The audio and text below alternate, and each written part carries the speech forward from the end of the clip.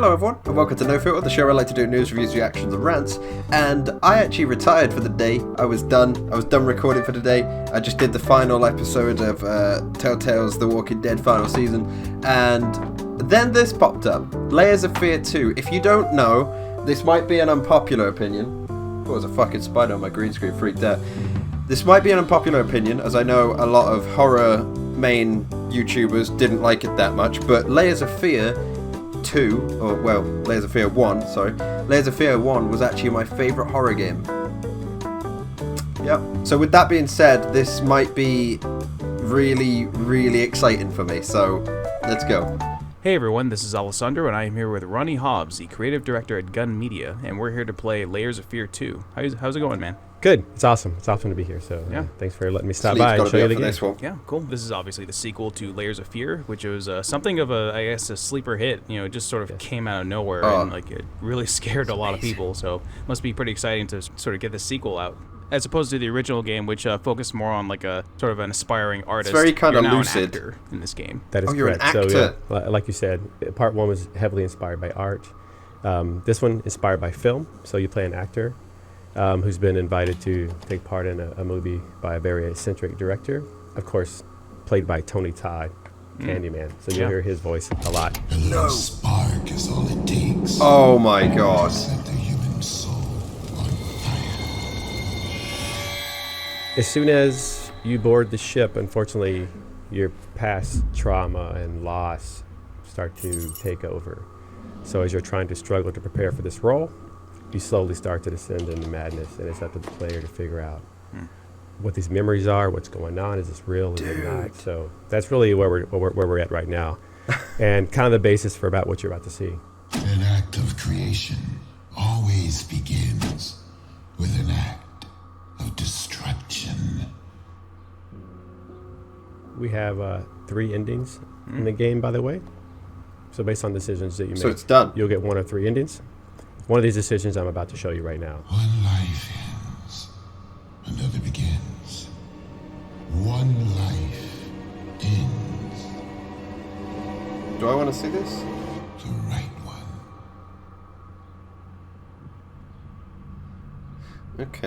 Okay. I'm all curious, you know, I'm like, meh. Action.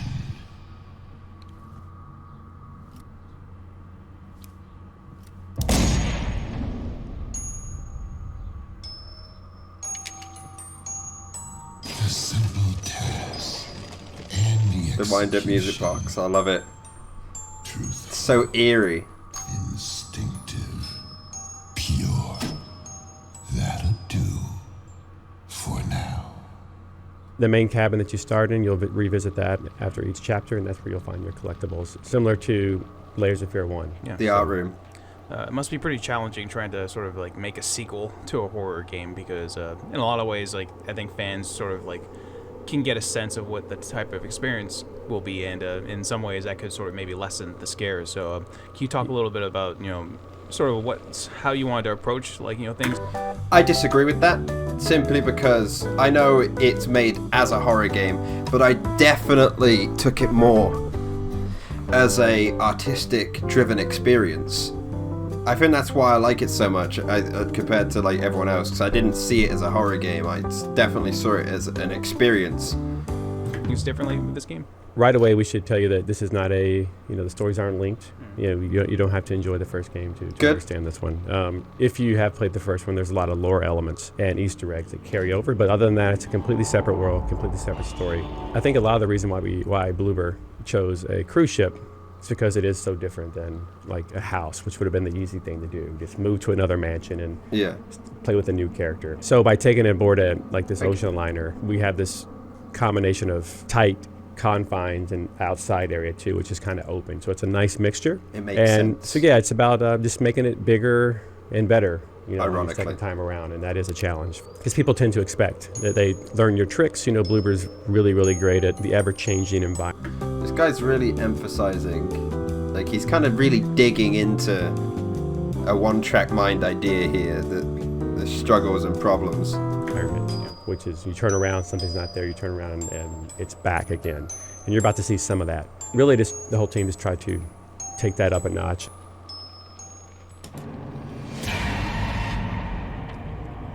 I'm so excited, dude.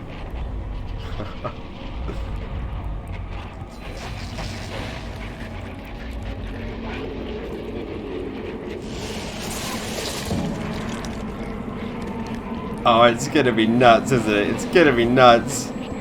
Some seizuring mannequin just fell out of my wall. Excuse there's a lot me. of nods to classic films in this game, whereas part 1 was art, this one's film. So everything from Wizard of Oz to Nosferatu to Suspiria to Dogville. Yeah, we featured some of the Suspiria nods in the PAX East. So big film nerds, everyone working on this game. So there's a lot of classic film references here, and Bloober did such an outstanding job. I was curious about the black and white. What they love about those films, and then seamlessly put them into the story. Yeah. You know, so you'll probably see a few more. Yeah. You shouldn't play with strangers. She wouldn't like that. She doesn't like it when you play with anyone but her. Lots of story items to find. They give you subtle clues and hints. And I should also say that the director, Tony Todd, is like ever watching and always present and always judging your performance, so to speak. So he's a pretty main character in this game, and one that you won't know a lot about.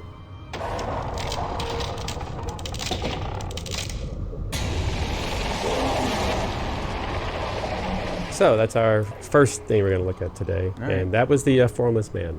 So that's the main Formless Man. Formless Man. That's the main antagonist in the. And you see, another reason why I think I love Layers of Fear so much is how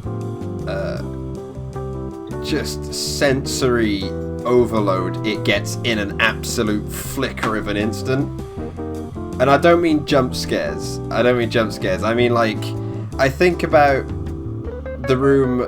It was kind of in the basement when you open the door and rats start running at you, and the evil woman's coming, and the place starts setting on fire, and it's just going. It's like it's all popping off in less than 10. You've just entered the room. You know, you're like, oh yeah, next room, here we go. Then you open it and you're like, oh rats, that's not good. Then you're like, uh-oh, that killed me last time. Need to get out of here. And then it sets on fire and you're like, okay, we're taking things up a notch, I guess. It's just, I just love it. I love it. The game. A lot of running and hiding, and he'll definitely be pursuing you and even kill you at times if you're not careful. So some chases. So we're now jumping ahead to the next area of the game called the kitchen. This is obviously vastly different than a cruise ship. Come, faithful servants, for tonight we brew What we have a in. ghoulish concoction, the world's strangest stew. Go on.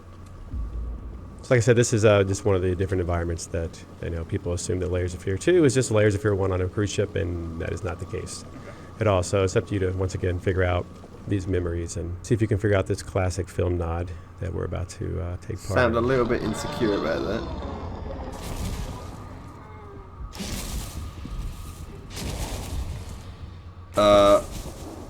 Okay.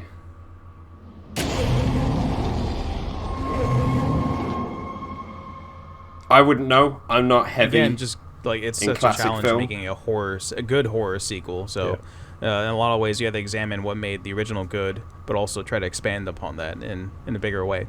Yeah. So there's always a fine line between too many jump scares or not enough jump scares, or maybe an antagonist that's too powerful or not as powerful as you expect.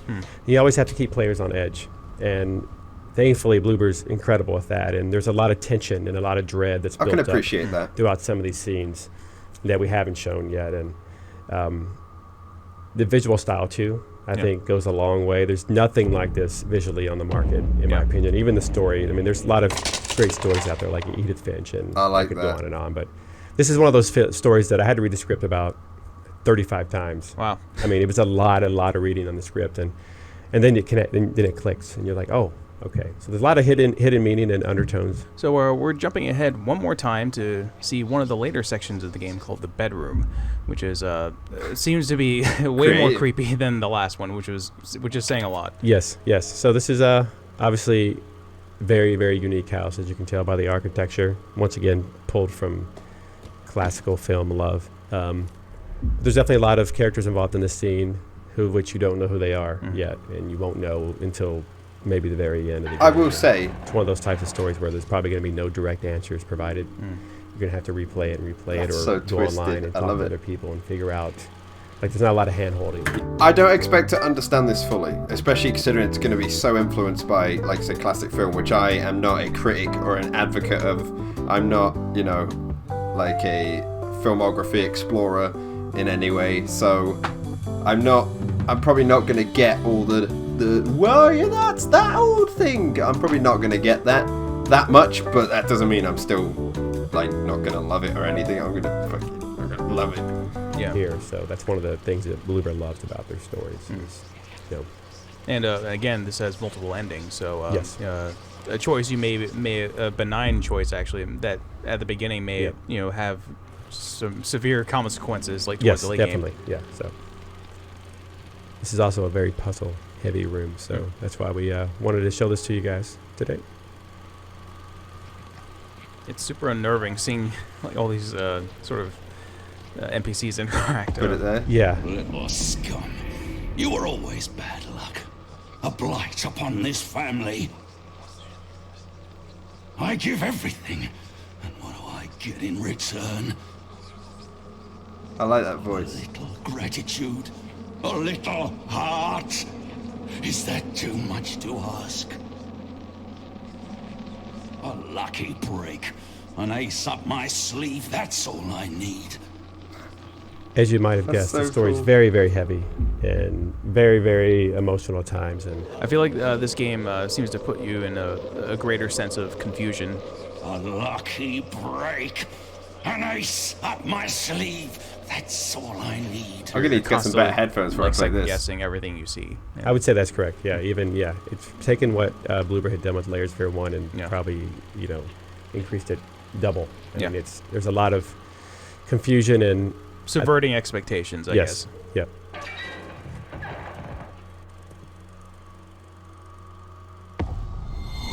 I told you to hide it.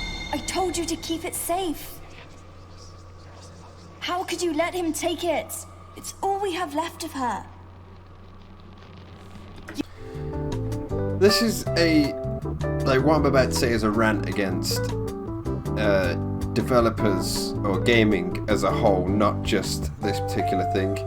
They just need to stop saying things like that. I said this in the War Z trailer. Don't say things like, this is going to be so much better than the last one. This is going to, they've turned it up to 50. Because then, like I said, normally, more often than not, there ends up the message on Twitter from the dev team like, oh, we totally agree with you. We've been playing it the whole time. It's definitely not what, we definitely didn't think it was up to par. We're going to try so much better next time. You know what I mean? If they didn't say these things, like, just tell me about the game, alright? Don't tell me your expectations and how high mine should be. Just focus on telling me what's cool about the game. Let me get invested in that. Let me get my hopes up and then let myself down when I'm like, well, that's not fair. But when you say like, oh, your expectation, we're turning it up to 11 on this one, and then I'm like, yeah, and then I get it and I'm like, it's shit, and then I can blame you because I feel like you've lied to me, whereas, that wouldn't be on you at all if it was just me. If it was just my opinion or my thoughts. But whatever, enough about that. You have to find it. You have to take it back. Keep her close to your heart. Don't let her be forgotten. She gave everything for you. Prove that it was worth it. Oh, that's not a good way to live. That you weren't a mistake. Give him Ooh. back his ace. A black And there we go. heart. Uprooted by tragedy. Skewered by pain. That's all you've ever given me. That's That's all all you've ever you given me. were ever good for. That's all you ever We're excited. It comes out May 28th. Yeah, it's And- fast approaching. We're in May right so now. Pretty quick, Yeah. pretty soon. So it's on Steam, it's on Xbox One and PS4. Thanks again. What was that? I always hit the captions button. It does my nut in. What's that say? What? It's on Steam? What? I'm sorry, what? You mean you weren't bought by Epic? You weren't offered a big sack of cash in exchange? Then again, they might not have even been offered, Maybe the shoe would be on the other foot if they were offered. I don't even know. But it's the thing that everyone wants to know now. Like, no matter what game's coming out or what's going on, everyone's like, has Epic approached you? Have they tried to give you an exclusive? Because if so, and you do, we'll condemn you. We will. We won't buy your game, we'll boycott. Mr. Hobbs for dropping by. Yeah, thanks for having us. So Thank you. And that was Layers of Fear 2. Just the visuals, man. That trailer does not do it justice at all. Not at all. Because, like, the thing that made Layers of Fear 1 so damn good is videos can't capture it. The atmosphere and the detail, like the lighting. Oh my god, the lighting is incredible. Like, I think I spent one time when I did a stream of Layers of Fear, I think I spent 12 to 15 minutes at one point just staring at a wall, because the level of detail in the, like, what do you call it? Is it the accent of the like, the accenting of the wood? Just there was something. I forgot the word for it, but there's something. I think it was that. There's just something about it. It looks so damn good. And this video and even my LP, you can't. There's no way to capture how blood. It's like VR, you know what I mean? You can show that experience. It's just all so high detailed when you're in there and immersed. It's nuts. But I'm obviously excited. I'm sucking this game off. Let me know what you think. If you want to see me check out more Layers of Fear 2 or anything else, let me know in the comments down below. Thank you guys so much for watching. Like, comment, subscribe in the bell page or Discord in the description. I love you all and I'll see you next time. Peace.